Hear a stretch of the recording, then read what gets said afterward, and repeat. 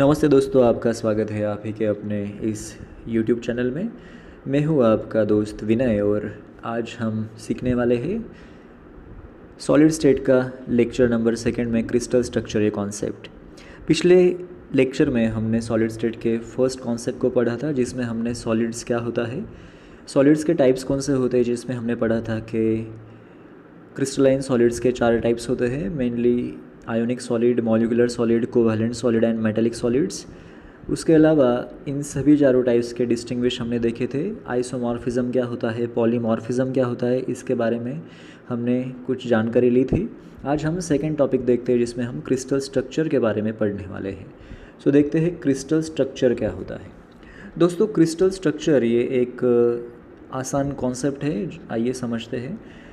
Crystal structure में जो सबसे पहली चीज़ हमें समझनी है वो है कि लैटिस क्या होता है, बेसिस क्या होता है और क्रिस्टल्स क्या होते हैं।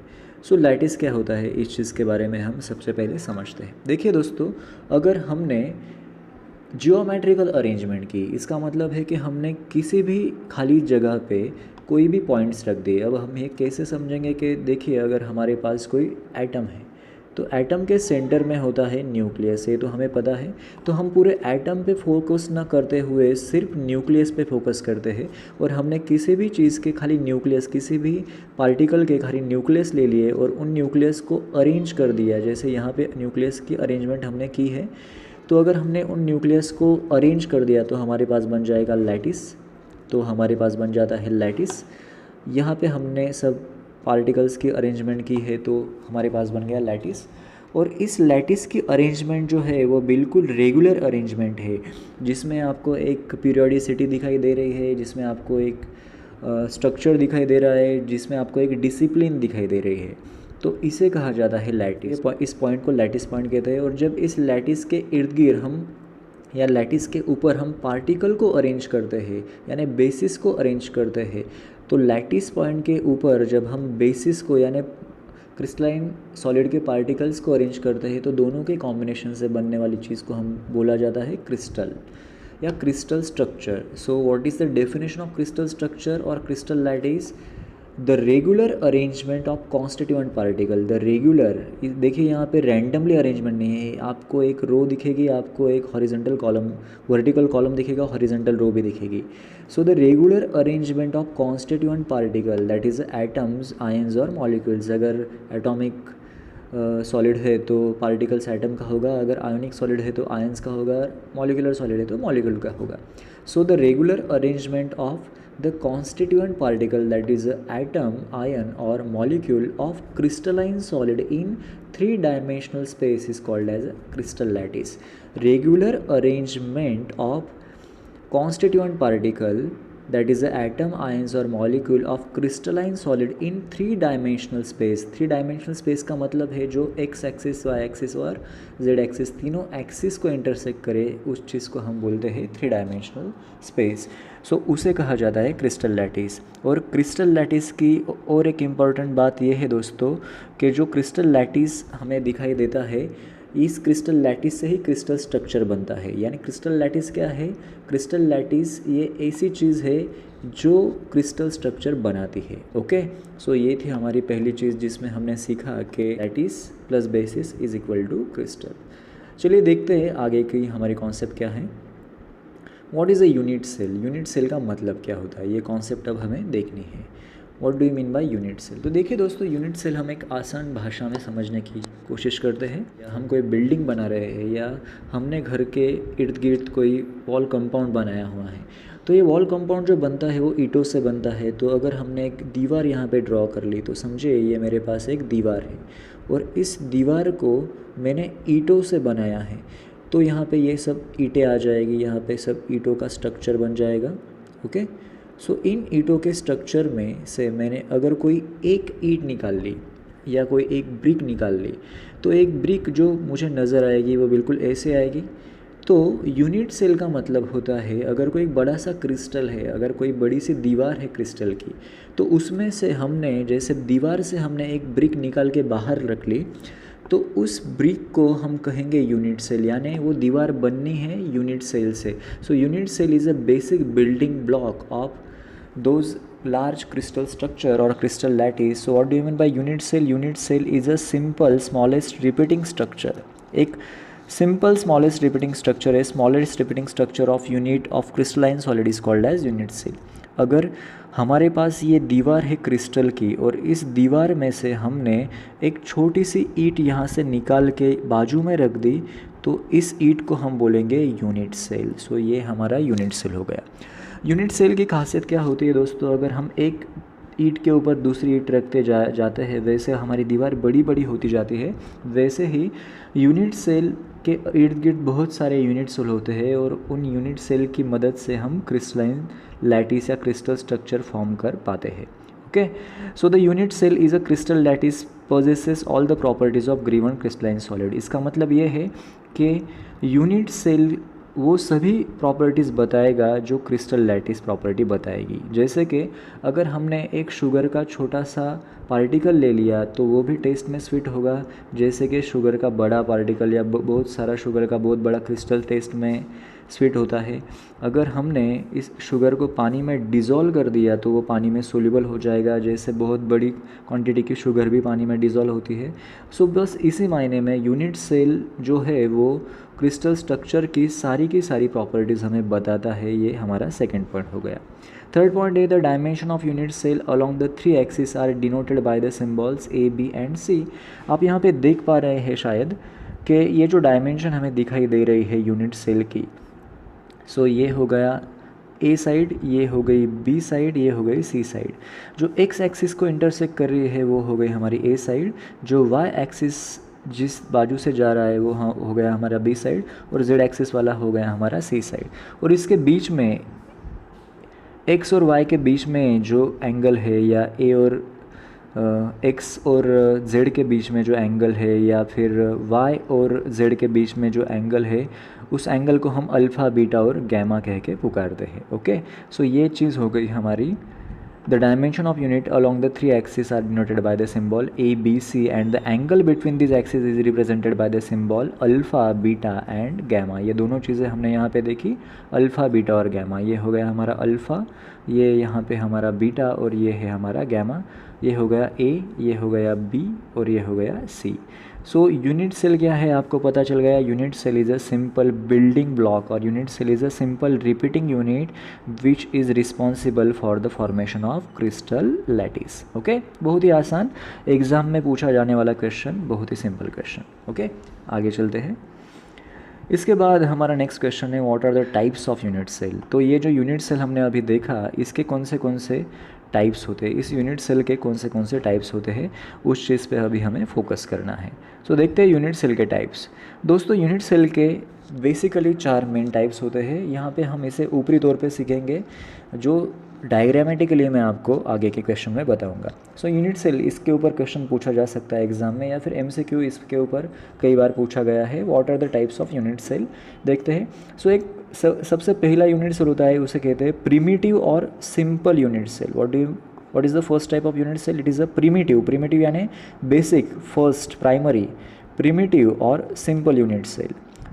प्रिमिटिव और सिंपल यूनिट सेल की खासियत ये होती है कि particle are arrange only at the corner of the unit. मैं आपको ये चीज़ आगे बताऊंगा, आप खाली अभी यूनिट सेल के नाम ध्यान में रख लीजिए. फर्स्ट है आपका प्रिमिटिव और सिंपल यूनिट सेल. सेकंड है आपका body centred unit cell. Third है आपका फेस सेंटर्ड यूनिट सेल और लास्ट है base centred unit cell. So एक बार फिर इसको रिपीट करते हैं. प्रिमिटिव और simple unit cell, body centred, face centred and base centre. पहला तो बहुत ही आसान है, सिंपल यूनिट सेल, और आगे के एक है बॉडी सेंटर्ड, दूसरा है फेस सेंटर्ड, एक है बॉडी सेंटर्ड, फेस सेंटर और फिर base centre. So there are 4 different types of unit cell, primitive और simple, body centred, face centred and base centre. इसके बारे में डिटेल हम आगे के क्वेश्चन में देखते हैं. तो देखते हैं आगे का क्वेश्चन क्या है. क्वेश्चन है दोस्तों, what is the Bravais lattice, name the different type of crystal system. Okay, so दोस्तों एक साइंटिस्ट था जिनका नाम था ब्रेवियस. सो ब्रेवियस इन्होंने हमें सबसे पहले ये बताया कि अगर हम कोई भी पार्टिकल को, किन्हीं भी पार्टिकल को अगर जियोमेट्रिकली रेगुलरली अरेंज करना चाहते हैं तो हम उन्हें सिर्फ और सिर्फ 14 डिफरेंट वेज से ही अरेंज कर सकते हैं। जैसे मैं एक के बाद एक ऐसे पॉइंट रखता जाऊँ, या फिर एक पॉइंट के बाजू में दूसरा पॉइंट रखता जाऊँ, या फिर इस तरह से और कोई अरेंजमेंट करता जाऊँ।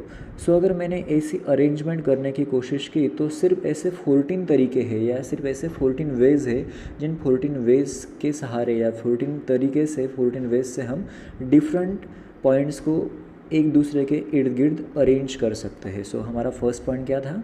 ब्रेवियस इन 1848 इस साल में ब्रेवियस इन साइंटिस्ट ने हमें ये चीज़ बताई कि geometrically there is only 14 different ways in which similar point can be arranged. Okay, thus there are only 14 different space lattice. So अगर हम 14 डिफरेंट वेज से ही पार्टिकल्स को एक दूसरे के आजू बाजू में अरेंज कर सकते हैं तो हमारे पास सिर्फ 14 डिफरेंट स्पेस लैटिस हो सकते हैं। स्पेस लैटिस क्या है हमने पहले ही देखा।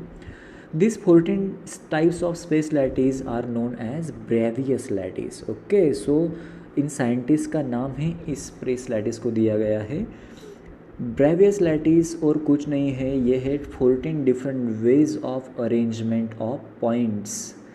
There are 14 different ways of Bravais lattice, और ये 14 डिफरेंट वेज जो है उनको 7 सिस्टम्स में क्लासीफाई किया गया है। इन 14 डिफरेंट वेज को पॉइंट के अरेंजमेंट करने के, जिन्हें हम ब्रेवियस लैटिस कह के पुकारते हैं, जिन्हें हम ब्रेवियस लैटिस कहते हैं, इन 14 वेज को 7 सिस्टम में क्लासीफाई किया गया है। जैसे कि इंडिया एक कंट्री है और इंडिया में जो सभी स्टेट्स है, जितने सभी स्टेट्स हैं उनको हमने 4 जोन में क्लासीफाई किया है। जैसे नॉर्थ जोन हो गया, साउथ जोन हो गया, ईस्ट जोन हो गया या वेस्ट जोन हो गया। वैसे ही जो 14 डिफरेंट ब्रेवियस लैटिस है उन्हें 7 सिस्टम में क्लासीफाई किया गया है उनके कुछ प्रॉपर्टी के बेसिस पे। और वो 7 सिस्टम कौन से दोस्तों? तो वो सिस्टम है cubic system, tetragonal system, orthorhombic system, rhombohedral system, hexagonal system, monoclinic system और ट्राइक्लिनिक सिस्टम। सो ये काफ़ी इम्पॉर्टेंट टॉपिक है, काफ़ी इम्पॉर्टेंट कॉन्सेप्ट है इस चैप्टर की। सो आप पूछेंगे सर इसको याद कैसे करें? मैं आपको एक ट्रिक बताऊंगा इसको याद करने की, बहुत ही आसान ट्रिक है।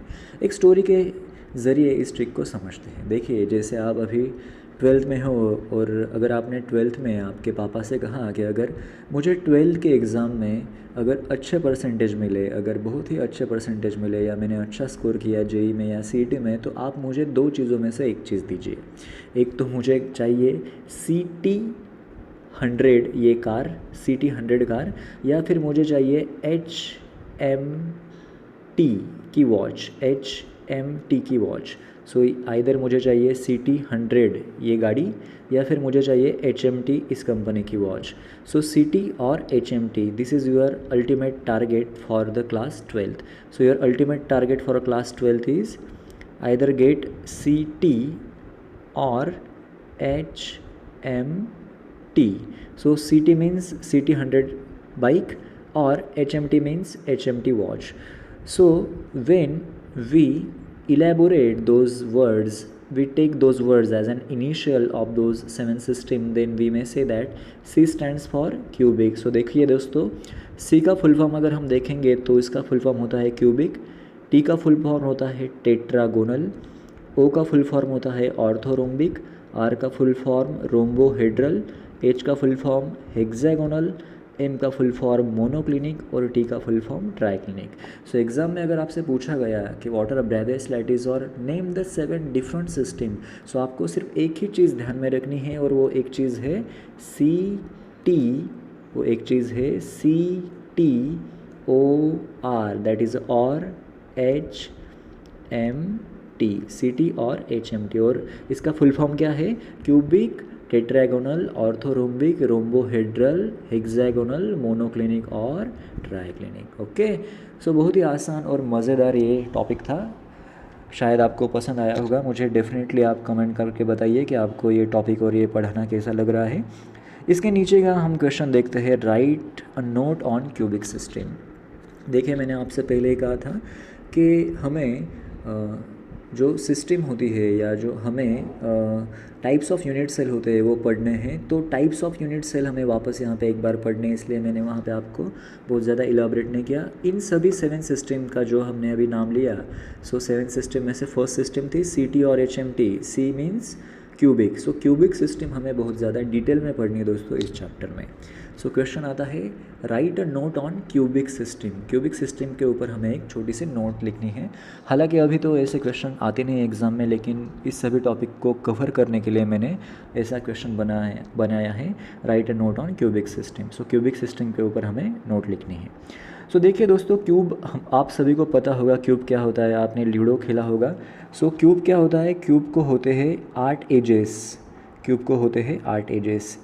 क्यूब बनाने का एक आसान तरीका है, यहाँ पे आप ऐसे क्यूब बना सकते हो।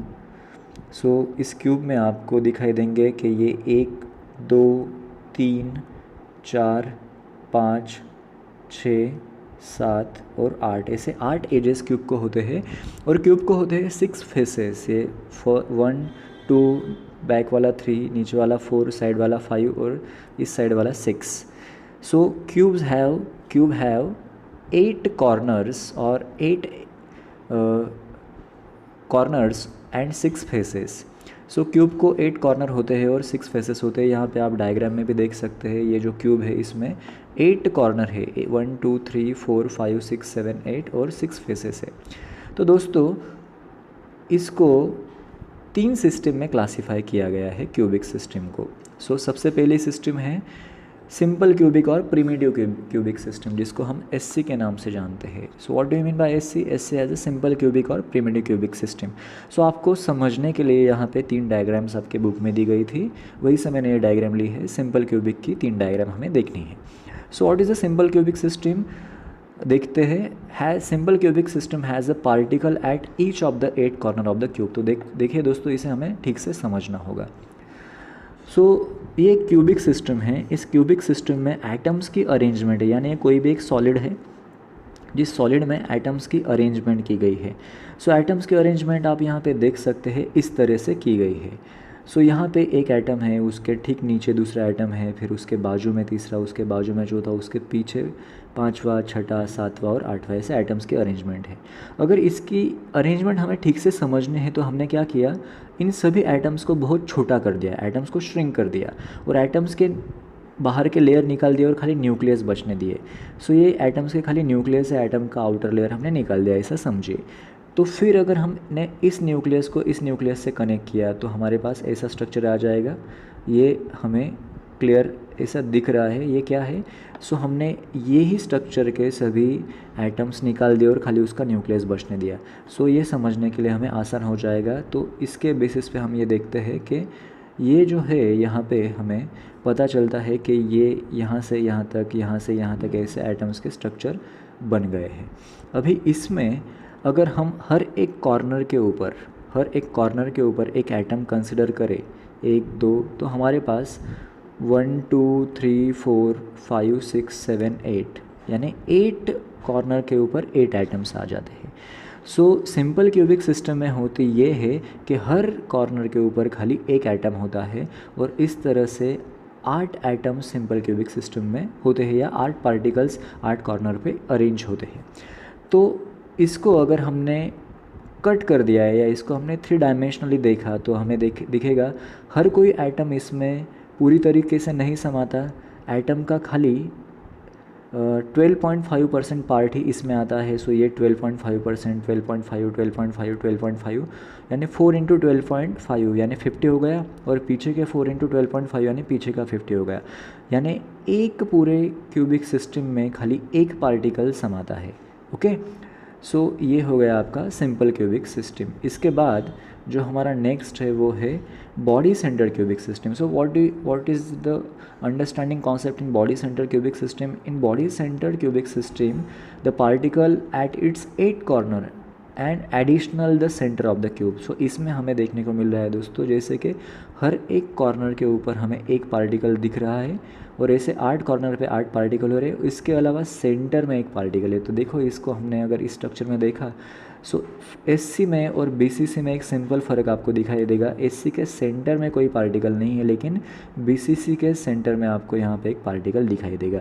सो name itself indicate that body centred cubic, body के सेंटर्ड में एक पार्टिकल है और ये क्यूबिक सिस्टम है, that's why it is called as body centred cubic. और फिर बॉडी सेंटर क्यूबिक हमें अगर 3 डायमेंशन में देखना है तो कैसे दिखाई देगा, तो ये देखिए दोस्तों, बॉडी सेंटर क्यूबिक हमें ऐसे दिखाई देगा, जिसमें हम हर एक कॉर्नर के ऊपर यहाँ पे एक एक पार्टिकल का एज देख सकते हैं और सेंटर में एक पूरा पार्टिकल समाया हुआ है। सो ये है हमारी सेकेंड सिस्टम, जिसे कहते हैं बॉडी सेंटर्ड क्यूबिक सिस्टम। इसके अलावा अभी हम थर्ड सिस्टम के ऊपर फोकस करते हैं। सो face centred cubic system. So what do you mean by face centered cubic system? Has particle at the center of the each 6 faces and the particle at the 8 corner of the cube. So cubic system में एक चीज़ आपको सबसे पहले समझनी है और सबसे fundamental चीज़ समझनी है कि हर एक कॉर्नर के ऊपर पार्टिकल तो रहेगा, खाली बीसीसी में बॉडी के सेंटर में पार्टिकल रहेगा, वेराज एफसीसी में फेस सेंटर क्यूबिक, फेस के सेंटर में पार्टिकल रहेगा। तो देखिए, अगर हमने इसे एनलार्ज करके देखा तो हमें यहाँ पे दिखाई दे रहा है कि 8 कॉर्नर पे 8 आपके पार्टिकल्स है और ये फ्रंट आपका फेस हो गया, तो इस फेस पे आपको एक पार्टिकल दिखाई दे रहा है, ये आपका फ्रंट फेस हो गया, यहाँ पे एक पार्टिकल, ये ऊपर वाला फेस, नीचे वाला फेस, बैक वाला फेस, साइड वाला फेस, ये दूसरे साइड वाला फेस। सो 6 फेसेस पे 6 पार्टिकल। सो इसको अगर हमने 3D में देखा तो हमें ये स्ट्रक्चर ऐसे दिखाई देगा, 1 2 3 4 5 6 7 8, ये 8 कॉर्नर और हर एक फेस के में आता है आधा पार्टिकल। सो इस तरीके से ये हो गया आपका एफसीसी स्ट्रक्चर, यानी face centre cubic structure. Okay, so name itself indicate that face centre means हर एक फेस के ऊपर पार्टिकल रहेगा और कॉर्नर पे तो ऑब्वियसली पार्टिकल रहने वाला है। तो देखिए दोस्तों, हमने 3 सिस्टम यहाँ पे सीखी। सिंपल क्यूबिक यानी खाली क्यूब के कॉर्नर्स पे ही पार्टिकल रहेंगे। बॉडी सेंटर क्यूबिक यानी क्यूब के कॉर्नर्स में तो पार्टिकल रहेंगे लेकिन बॉडी के सेंटर में भी एक पार्टिकल रहेगा। और लास्ट वाला है फेस सेंटर क्यूबिक यानी बॉडी के 8 कॉर्नर्स पे पार्टिकल रहेंगे और 6 फेसेस के सेंटर में भी पार्टिकल रहेगा। सो यही इसका फुल फॉर्म है, simple cubic SC, body centre cubic BCC और फेस सेंटर क्यूबिक यानी एफसीसी। इसकी डायग्राम निकाल के आपको ज़रूर प्रैक्टिस करनी चाहिए, एग्ज़ाम के पॉइंट ऑफ व्यू से ये काफ़ी इंपॉर्टेंट टॉपिक है। ओके, सो अभी आप यहाँ पे देख सकते हैं दोस्तों कि इस सभी में पार्टिकल की अरेंजमेंट में डेंसिटी में ज़रूर कुछ आपको फ़र्क दिखाई देगा। जैसे कि इसमें आपको काफ़ी ज़्यादा ओपन स्पेस, यहाँ पे वैक्यूम दिखाई दे रहा है, यहाँ पे थोड़ा वैक्यूम कम है और यहाँ पे वैक्यूम बहुत ही कम है। यानी क्लोज पैकिंग अगर हम देखें तो यहाँ पे ज़्यादा क्लोज पैकिंग हमें दिखाई दे रही है, यहाँ पे थोड़ी सी कम क्लोज पैकिंग दिखाई दे रही है, यहाँ पे बहुत ही कम क्लोज पैकिंग दिखाई दे रही है। यानी उतनी ही जगह पे यहाँ पे कम आइटम्स आ रहे हैं, यहाँ पे थोड़े ज़्यादा आइटम आ रहे हैं और यहाँ पे बहुत ज़्यादा, यानी डेंसिटी आइटम्स के बहुत ज़्यादा है। सो इसको समझने के लिए एक फार्मूला है, वो फार्मूला हम देखते हैं और उसके बेसिस पे एग्ज़ाम में क्वेश्चन भी पूछा जाता है। सो क्या क्वेश्चन है और क्या फार्मूला है देखते हैं आगे के क्वेश्चन में। सो देखिए, आगे का क्वेश्चन है, calculate the number of items present in per unit cell in simple cubic. So हमने देखा है कि calculate the number of items in per unit cell, यहाँ पे हर एक आइटम में, हर एक सिस्टम में कितने आइटम्स आते हैं वो हमें यहाँ पे देखने हैं। देखिए, सबसे पहले सिंपल क्यूबिक लैटिस, बाद में है बॉडी सेंटर क्यूबिक लैटिस और तीसरा है फेस सेंटर क्यूबिक लैटिस। सो दोस्तों, इसको समझने का या इसको आइडेंटिफाई करने का एक बहुत ही आसान फार्मूला हमारे पास है। वो फार्मूला है कि अगर हमें हर किसी सिस्टम में कितने पार्टिकल आते हैं ये आइडेंटिफाई करना है, the simple relation can be determine for it is NC upon 8 plus NF upon 2 plus NI upon 1. So what is the NC? NC का फुल फॉर्म क्या है? NC is a number of items at the corner, ये P गलती से आ गया है, number of items at the corner of the cube equal to 8. NF का full form होता है number of items at 6 faces of the cube that is equal to 6 और NI का मतलब होता है number of items inside the cube that is equal to 1. Okay. So N C upon 8 plus N F upon 2 plus N I upon 1। So अगर आपको किसी भी simple cubic lattice में या बॉडी सेंटर क्यूबिक लैटिस में या face centre cubic lattice में total कितने एटम्स समा सकते हैं ये कैलकुलेट करना है, तो आपको ये फार्मूला यूज़ करना होगा। देखते हैं हम वन बाय वन वैल्यू डाल के देखते हैं। देखिए यहाँ पे आप हमको एक चार्ट दिया गया है, जैसे कि सिंपल क्यूबिक के लिए एन सी की वैल्यू क्या है, एन एफ की वैल्यू क्या है और एन आई की वैल्यू क्या है। तो देखो दोस्तों, सिंपल क्यूबिक में एन सी यानी नंबर ऑफ कॉर्नर्स 8 कॉर्नर्स होते हैं और हर एक कॉर्नर के ऊपर एक एक एटम होता है। सो नंबर ऑफ कॉर्नर 8 होते हैं, तो सिंपल क्यूबिक के लिए यहाँ पे हम देख सकते हैं simple number of items eight the corner of the cube 8। सो ये देखिए हमारे पास सिंपल क्यूबिक है, तो हर एक कॉर्नर के ऊपर हमारे पास यहाँ पे 1 2 3 4 5 6 7 8 पार्टिकल्स या 8 आइटम्स हो गए। सो इसलिए यहाँ पे हमारा आ गया 8। ओके। बाद में यहाँ पे हम अगर देखेंगे तो एन एफ हमारे पास सिंपल क्यूबिक में फेस के सेंटर में कोई भी पार्टिकल नहीं होता, तो यहाँ पे वैल्यू हो गई 0। और एन आई का मतलब होता है number of item inside the cube. N F यानी फेस के सेंटर में कोई पार्टिकल नहीं है, इनसाइड द क्यूब भी कोई पार्टिकल नहीं है, यानी खाली सिंपल क्यूबिक में 8 कॉर्नर के ऊपर ही 8 पार्टिकल है।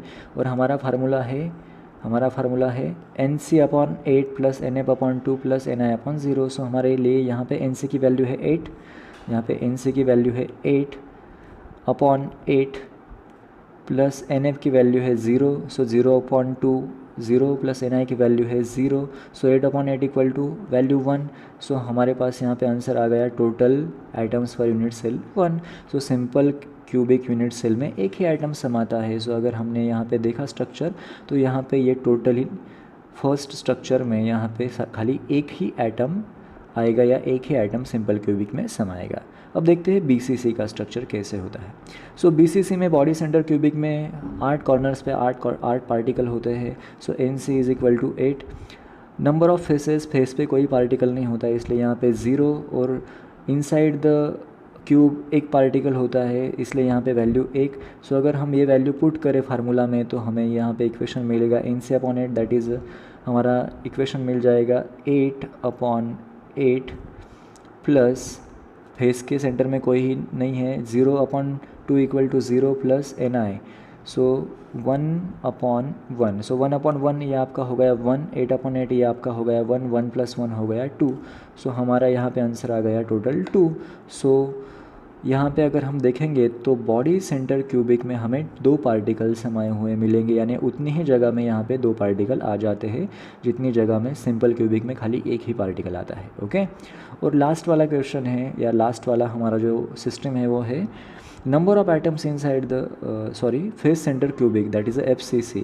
सो फेस सेंटर क्यूबिक में हमें पता है दोस्तों कि हर एक कॉर्नर पे एक पार्टिकल होता है। इसी तरह से यहाँ पे 8 पार्टिकल आ गए। हर एक फेस पे एक पार्टिकल होता है, यानी कि 6 फेसेस होते तो 6 पार्टिकल आ गए। और इनसाइड द क्यूब कोई पार्टिकल नहीं होता, तो यहाँ पे 0 आ गए। सो अगर हम ये वैल्यू इस फार्मूला में पुट करेंगे तो हमें यहाँ पे मिलेगा N C, that is 8 upon 8 plus N F 6 upon 2 plus N I 0 upon 1, that is 0। So 8 upon 8 इसकी वैल्यू आपकी आ गई 1, इसकी वैल्यू आपकी आ गई 1 प्लस 6 अपॉन 2 की वैल्यू आ गई आपकी 3 प्लस 0। सो टोटल आपकी वैल्यू हो गई 4। सो इसका मतलब है कि फेस सेंटर क्यूबिक में हमारे 4 आइटम्स यहाँ पे समाते हैं, यानी अगर हम स्ट्रक्चर में यहाँ पे देखें तो FCC में उतनी ही जगह पे हमें 4 आइटम्स समाये हुए मिलेंगे। सो इसका मतलब है SC में खाली एक आइटम समाता है, BCC में 2 पार्टिकल्स आ जाते हैं और FCC में 4 पार्टिकल्स आ जाते हैं। तो इसका मतलब है FCC में बहुत ज़्यादा क्लोज पैकिंग होती है। इसका मतलब है अगर कोई क्रिस्टलाइन सिस्टम हमें FCC टाइप का क्रिस्टल दिखाती है तो उसमें डेंसिटी बहुत ज़्यादा होगी, अगर BCC दिखाती है तो डेंसिटी थोड़ी कम होगी, और सिंपल क्यूबिक दिखाती है तो डेंसिटी बहुत ही ज़्यादा कम होगी। सो ये हो गया हमारा calculate the number of items present per unit in simple cubic, body centre cubic और फेस सेंटर क्यूबिक। इसको कैलकुलेट करने के लिए आपको ये फार्मूला अच्छी तरीके से रिमेंबर करना होगा। ओके, चलिए चलते हैं नेक्स्ट क्वेश्चन देखते हैं। चलिए दोस्तों आगे का क्वेश्चन देखते हैं। Give the relation between molar mass density of the substance and unit cell edge length. हमें molar mass density of the substance और यूनिट सेल के एज लेंथ का रिलेशन यहाँ पे इस्टेब्लिश करना है। देखते हैं, आप सभी जानते हैं कि क्यूब में लेंथ, हाइट और विड्थ ये तीनों सेम होती है। सो कंसिडर कीजिए कि हमारे पास एक क्यूब है और उसकी लेंथ, विड्थ और हाइट ए है। तो हमें पता है कि अगर हमें क्यूब का वॉल्यूम निकालना है तो हम कैसे निकालते हैं, length into width into height. So हमारे पास अगर लेंथ, विड्थ और हाइट तीनों ए है तो हमारा फार्मूला बनेगा ए, या फिर हम उसे कह सकते हैं ए क्यूब। सो क्यूब की अगर हमें वॉल्यूम निकालनी है तो हम सिंपली कह सकते हैं ए क्यूब। ओके, सो ये आ गया हमारे पास क्यूब का वॉल्यूम। उसके बाद अगर हमको क्यूब का मास निकालना है तो हम कैसे निकालेंगे, तो देखिए, अगर हमारे पास कोई एक क्यूब है और उस क्यूब में हमारे पास n नंबर ऑफ़ पार्टिकल्स है, जैसे कि ये एक क्यूब है और इस क्यूब में हमारे पास n नंबर ऑफ़ पार्टिकल्स है, बहुत सारे पार्टिकल्स है, n नंबर ऑफ़ पार्टिकल्स है, और एक पार्टिकल का मास जो है वो m है। तो अगर हमें टोटल क्यूब का मास निकालना है तो हमें m यानी एक पार्टिकल का मास इनटू टोटल पार्टिकल, इनको मल्टीप्लाई करना होगा। सो ये हो गया हमारा टोटल क्यूब का मास। सो ये इक्वेशन यहाँ हमारे पास आ गया, mass of unit cell that is the mass of cube और mass of unit cell is equal to m into n। Okay, unit cell का वॉल्यूम हमारे पास आ गया a स्क्वायर, यूनिट सेल का मास हमारे पास आ गया m इंटू n। ओके, अब अगर हमें यहाँ पे डेंसिटी निकालनी है तो डेंसिटी का मतलब होता है मास अपॉन वॉल्यूम। सो m अपॉन v ये होता है डेंसिटी का मतलब। सो अगर हमें यूनिट सेल की डेंसिटी निकालनी है तो हमें यूनिट सेल का मास और यूनिट सेल का वॉल्यूम लेना होगा। सो डेंसिटी का यूनिट होता है पॉइज़, और पॉइज़ हम रिप्रेजेंट करते हैं p से, इसलिए हमने यहाँ पे डेंसिटी p से रिप्रेजेंट की है। So p is equal to mass of unit cell upon volume of unit cell. अगर हमें यूनिट सेल का डेंसिटी निकालना है तो mass of unit cell upon volume of unit cell, लेकिन हम सभी जानते हैं कि मास ऑफ यूनिट सेल हमने अभी ऊपर कैलकुलेट किया वो होता है small into m into small n, और वॉल्यूम ऑफ यूनिट सेल हमने कैलकुलेट किया वो होता है a क्यूब। सो हमारे पास इक्वेशन जो है वो आ गया m into n upon a cube.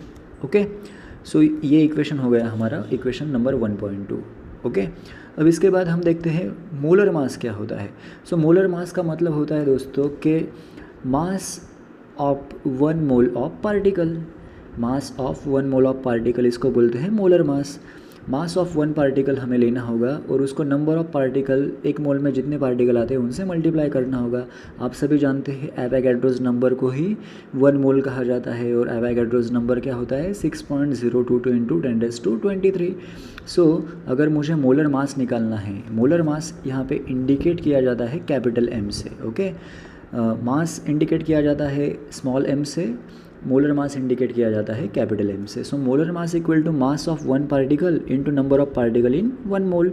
So mass of 1 particle हमने पहले भी देखा था वो होता है स्मॉल m, और number of particle in 1 mole उसे एवोगैड्रोस नंबर कहते हैं, और इसे इसीलिए Na से इंडिकेट किया जाता है, Na या एवोगैड्रोस नंबर ए से भी हम इसे कह सकते हैं।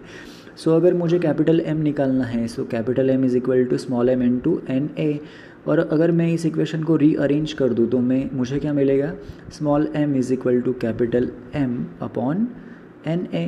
ओके, सो ये हो गया मेरे पास इक्वेशन नंबर 1.3।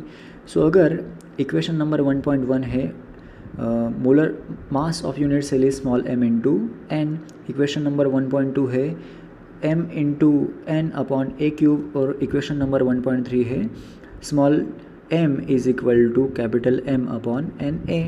अगर मैं इक्वेशन नंबर यहाँ पे 1.1 हो गया है, ये गलती से 1.1 प्रिंटिंग मिस्टेक है, यहाँ पे 1.2 समझना है। If we combine equation number 1.2 and equation number 1.3, so ये दोस्तों हमारे पास हो गया इक्वेशन नंबर 1.2 और ये है मेरे पास इक्वेशन नंबर 1.3।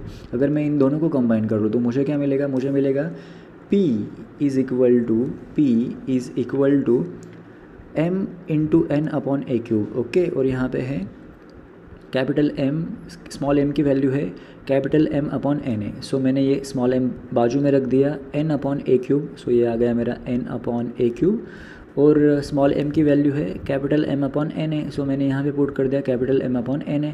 सो देखिए ये इक्वेशन मेरा बन गया कि डेंसिटी का ये जो है इक्वेशन ये यहाँ पे मैंने क्रिएट किया। सो इस इक्वेशन का मतलब क्या है वो हम देखते हैं। इस इक्वेशन का मतलब है, P का मतलब है density of unit cell, small n का मतलब है number of particle in unit cell, capital M का मतलब है molar mass of unit cell, A cube का मतलब है वॉल्यूम ऑफ यूनिट सेल और Na का मतलब है Avogadro's number. By knowing any 4 parameters of equation 1.4 the fifth can be calculated. अगर हमारे पास यूनिट सेल की डेंसिटी है या number of particles unit cell में कितने हैं वो इन्फॉर्मेशन है, या मोलर मास है, या फिर यूनिट सेल का वॉल्यूम है, एवोगाड्रोस नंबर तो हमारे पास हमेशा रहता ही है। तो इन पांचों में से अगर हमारे पास कोई भी 4 चीज़ें हो तो हम पांचवी चीज़ आराम से निकाल सकते हैं। ओके, और इसी चीज़ के बेसिस पे हमने जो हमारा क्वेश्चन था उसका भी आंसर दे दिया। हमारा क्वेश्चन था what is the relation between molar mass, density of the substance and units. So इसके बाद आगे का क्वेश्चन हम देखते हैं। सो देखिए दोस्तों, अभी हमने कुछ देर पहले 14 ब्रेवियस लैटिस होते हैं ऐसा सुना था और उसको हमने 7 सिस्टम में क्लासीफाई किया था। अगर आपको याद हो तो वो नाम भी आपको बहुत इंटरेस्टिंग तरीके से हमने पढ़ाए थे। वो नाम है CT और HMT। C means cubic, tetragonal, orthorhombic, rhombohedral, CT और rhombohedral, H hexagonal, M monoclinic, triclinic. Okay, so अगर हम इसको डिटेल में पढ़ें, name of the 14 Bravais lattice of unit cell for each 7 crystal system with example. अगर हम 7 system में 14 Bravais lattice को हमें डिटेल से पढ़ना है तो हमें ये क्वेश्चन पढ़ना होगा। तो देखते हैं ये क्वेश्चन क्या है। देखिए ये 7 सिस्टम है। क्यूबिक, आप यहाँ पे अगर लेफ्ट हैंड साइड को देखोगे तो cubic CT, tetragonal, orthorhombic OR, rhombohedral, hexagonal H, monoclinic MT, triclinic. Okay, CT और HMT।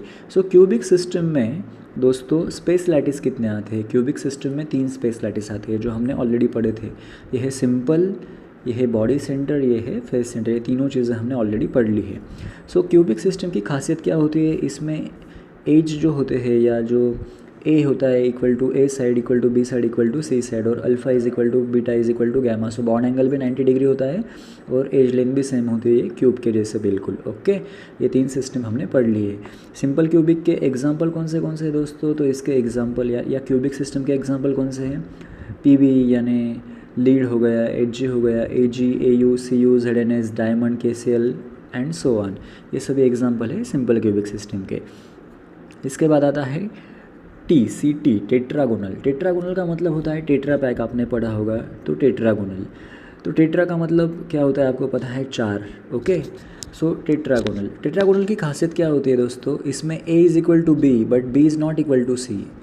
A is equal to B but B is not equal to C। इसका मतलब क्या है कि A और B दोनों की लेंथ सेम होगी। तो आप अगर इस डायग्राम में देख रहे हो तो यहाँ पे A और B ये दोनों की लेंथ सेम है, लेकिन अगर आप C देखोगे तो C की थोड़ी हाइट ज़्यादा है, यानी ये क्यूब के जैसे नहीं होता है। ओके, थोड़ा सा रेक्टेंगुलर इसका शेप या रेक्टेंगुलर साइज इसकी होती है। सो इसके 2 टाइप होते हैं, एक होता है सिंपल, दूसरा होता है बॉडी सेंटर। यहाँ पे देखिए आप, सिंपल में खाली 8 कॉर्नर्स के ऊपर ही पार्टिकल के अरेंजमेंट है, बॉडी सेंटर में 8 कॉर्नर्स के ऊपर पार्टिकल के अरेंजमेंट है, साथ में बॉडी के सेंटर में भी आपको यहाँ पे पार्टिकल के अरेंजमेंट दिखाई देगी। इसके एग्जाम्पल ऐसे NO2, TiO2, ZnO2 and so on. Okay, so C हो गया हमारा, T हो गया। उसके बाद आता है ऑर्थोरोम्बिक। ऑर्थोरोम्बिक का मतलब क्या होता है?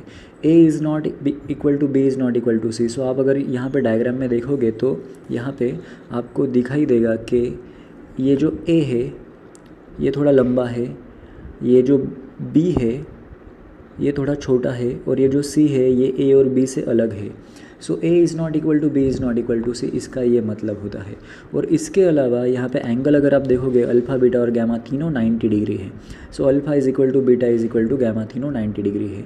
सो ये तीनों इंटरसेक्ट करते हैं एक दूसरे को राइट एंगल में, और इनकी हाइट जो है या इनकी एज लेंथ जो है वो डिफरेंट है। इसके टोटल 4 टाइप्स होते हैं, simple, and centre, body centre and face centre. Simple में क्या होता है आप सभी को पता है, खाली कॉर्नर्स में 8 पार्टिकल्स होते हैं। एंड सेंटर एक नई चीज़ यहाँ पे हमें सीखने को मिलेगी दोस्तों, देखते हैं।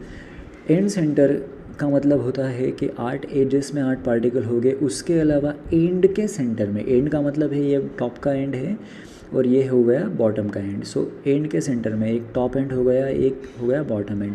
इनके सेंटर में भी एक एटम होता है।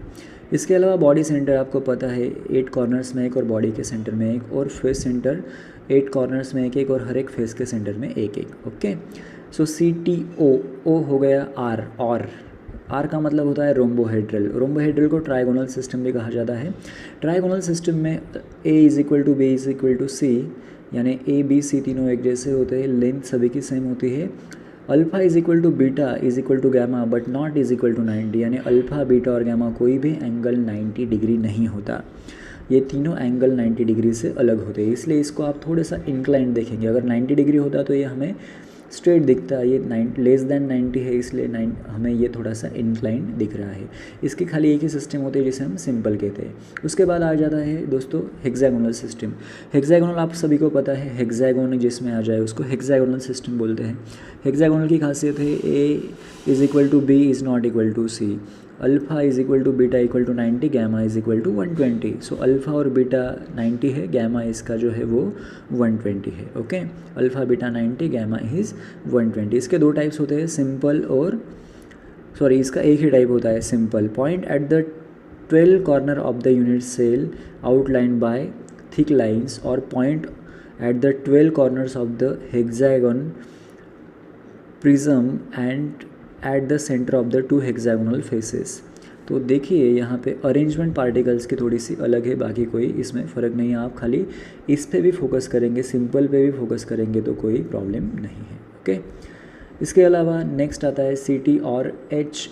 H हो गया M। M का मतलब होता है मोनोक्लिनिक। मोनोक्लिनिक में दो सिस्टम होते हैं, सिंपल एंड एन सेंटर।